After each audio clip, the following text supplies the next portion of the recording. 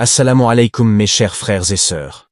Bienvenue sur ma chaîne YouTube spirituelle, où nous explorons les merveilles de notre foi et apprenons comment enrichir notre vie grâce aux enseignements du prophète et aux versets profonds. Quand tout le monde pense que le mois du pardon est derrière nous, Allah, lui, te tend encore la main. Tu vois, quand le Ramadan se termine, il laisse dans le cœur une trace. Une empreinte. Un vide. On a prié plus, on a pleuré plus, on a espéré plus. Et quand l'euphorie spirituelle redescend, certains se sentent perdus. Ils se disent, c'était le moment, j'ai tout donné. Et maintenant?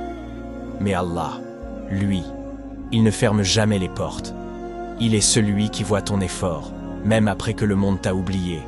Il est celui qui connaît tes intentions, même quand tu n'arrives plus à mettre des mots sur ce que tu ressens. Et c'est pour cela qu'il t'offre Dhul Hijjah, parce qu'il sait que tu ressens encore des douleurs.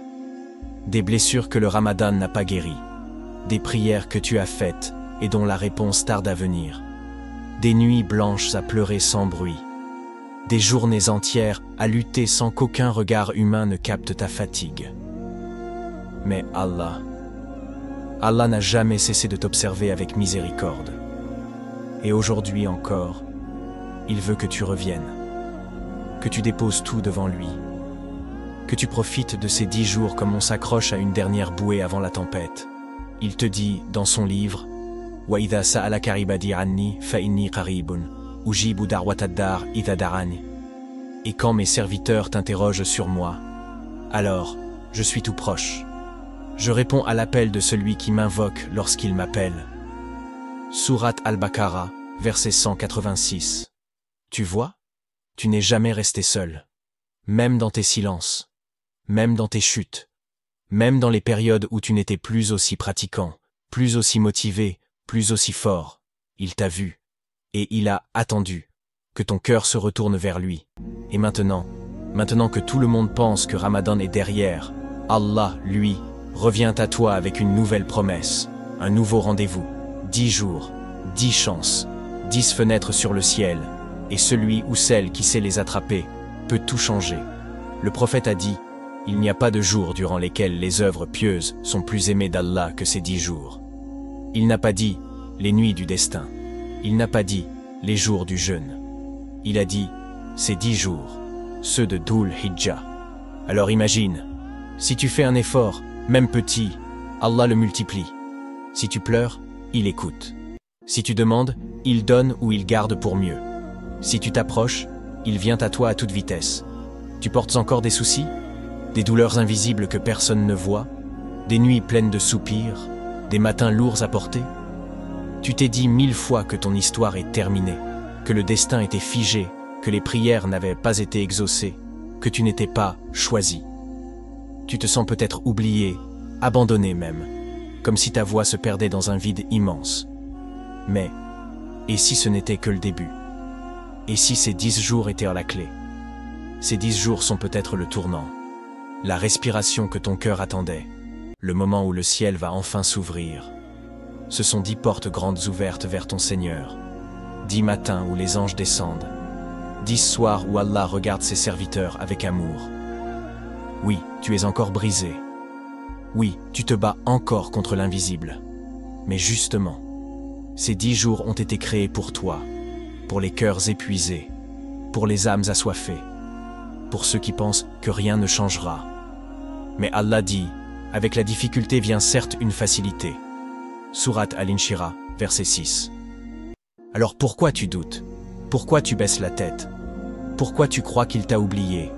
Lui t'a vu. Lui t'a entendu, et il te ramène maintenant, dans ces 10 jours si immenses, pour que tu recommences à espérer. Ces jours-là peuvent te transformer ton destin, éteindre ce feu intérieur que tu caches derrière un sourire, alléger cette pression dans ta poitrine, faire jaillir une lumière dans ton foyer, dans ton cœur, dans ta vie, mais à une seule condition, ne les laisse pas passer. Pas cette fois, pas comme les années précédentes, pas comme si c'était juste une période de plus. Ces jours peuvent te bouleverser ta vie. Si tu les vis avec intention, si tu cries ton besoin, si tu vides ton cœur, si tu abandonnes tes douleurs au seul qui peut vraiment réparer. car Allah ne cherche pas la perfection dans tes actes. Il cherche la sincérité dans tes larmes. Il regarde ton effort, pas ton résultat. Il lit ce que les autres ne lisent jamais en toi. Alors, recommence. Reviens. Accroche-toi. Et regarde ce que ton Seigneur est capable d'écrire. Là où toi, tu croyais que tout était terminé. Reviens. Juste reviens.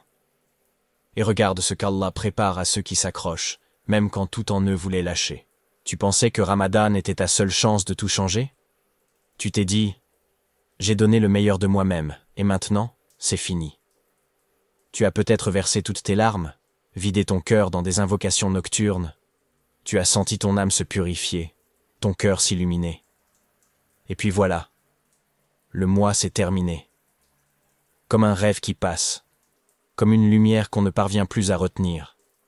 Et depuis, tu te sens vide, comme si tout était retombé d'un coup, comme si le lien que tu avais tissé avec Allah s'était effacé avec le coucher du dernier croissant de lune.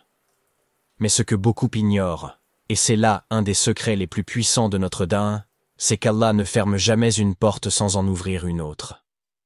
Il ne t'abandonne jamais dans le noir sans te pointer un chemin.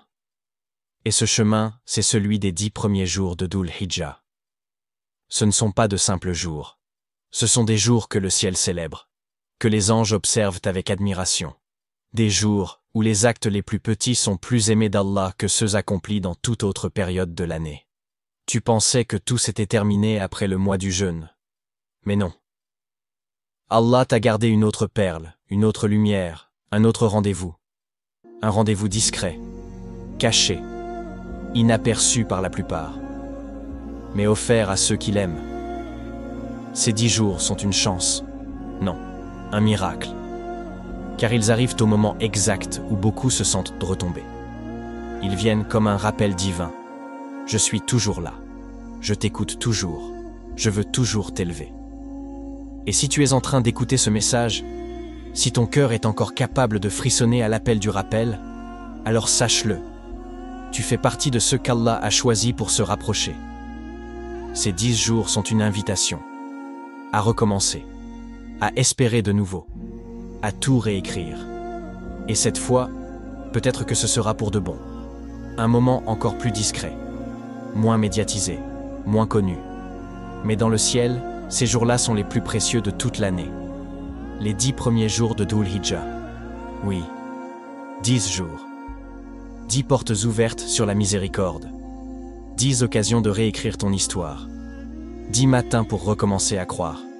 10 nuits pour parler avec ton Seigneur. Le prophète n'a laissé aucun doute. Il n'y a pas de jour où les bonnes actions sont plus aimées d'Allah que pendant ces 10 jours. Rapporté par Al-Bukhari. Tu réalises ce que cela signifie? Pas même les jours du Ramadan ne sont aussi aimés d'Allah que ces 10-là. Et pourtant, la majorité des gens les ignorent. Ils les laissent passer. Ils continuent leur vie comme si de rien n'était. Toi, ne fais pas cette erreur. Car si tu es encore en vie, c'est qu'Allah t'a choisi pour entendre ce message. Tu ressens ce vide depuis la fin de Ramadan. Tu t'étais rapproché d'Allah et tu as peur d'avoir tout perdu. Tu veux retrouver ce lien, cette lumière, cette proximité? Alors écoute bien ce que je vais te dire. Les 10 marches à suivre pendant les 10 premiers jours de Dhul Hijjah pour changer sa destinée. Ces 10 jours sont les plus aimés d'Allah. Voici une méthode simple mais puissante pour les vivre intensément et capter un maximum de bénédictions. Tu n'as pas besoin d'être parfait, juste sincère, régulier, présent. Horaire clé à respecter chaque jour. Après chaque prière obligatoire, 2 à 3 minutes de dhikr ciblé, voire plus bas. À 2 heures ou 3 heures du matin. 10 à 20 minutes d'isolement avec Allah pour invoquer, pleurer, parler, même en silence. Marche à suivre quotidienne, 10 jours. Commencez chaque journée avec une intention claire. Ô Allah, je vis ces 10 jours pour me rapprocher de toi, pour que tu changes mon destin et que tu me purifies. Faire du dhikr après chaque prière, Subhanallah, 33 fois, Alhamdulillah, 33 fois, Allahu Akbar, 34 fois, La ilaha illa Allah, wahdahu la sharika lah, au moins une fois. Lire au moins une page de Coran par jour. Même si tu lis lentement, chaque lettre est récompensée. Jeûner si possible, surtout le jour de Arafat. Le prophète a dit que le jeûne du 9e jour expie les péchés de l'année passée et de l'année à venir. Se lever avant Fajr, vers 2h 3h, pour prier 2 unités et faire des invocations. Dis tout. Pleure. Chuchote. Crie dans ton cœur. Allah t'écoute. Répète.